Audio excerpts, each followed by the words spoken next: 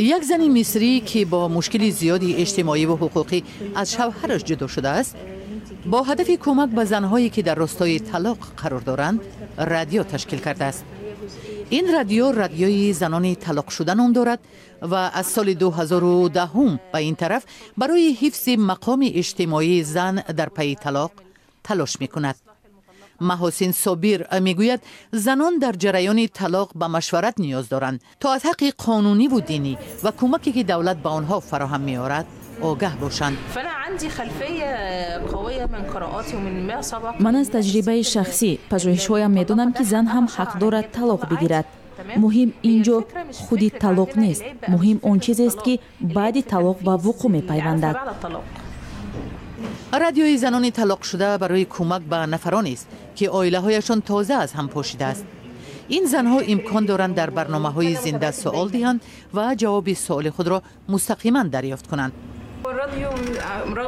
صرف نظر از آن که نام رادیوی ما رادیوی زنانی طلاق شده است، این رادیوی عائلوی می باشد. مخاطب برنامه‌های ما تمام عائله است. ما درباره تربیت فرزندان و پیدا نمودن شوهر مناسب به زنان تنها یاری می‌رسانیم. رادیو امکانی زیادی مالی ندارد و برنامه‌هایش را توسط اینترنت در یک کافه در ولایت شرقیه مصر پخش می‌کند. حالا 35 نفر داوطلبانه به این رسانه کمک فنی و مالی می‌رسانند. شنوندگان رادیو نه تنها از مصر بلکه از عربستان سعودی، سودان و اسپانیا در برنامه‌های اشتراک می‌کنند. خانم شیما که چند پیش از همسرش جدا شده است، با کاری رادیو بهای بلند می‌دهد.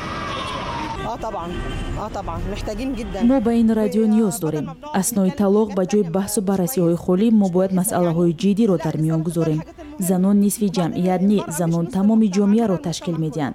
زن وزیر، افسر پلیس، مهندس و پرزیدنت به دنیا می‌آورد.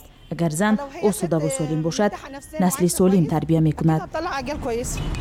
بر پایه یک تحقیقات سازمان ملل متحد از سال 2013 47% زنان طلاق شده مصر از خشونت در خانه رنج بردند.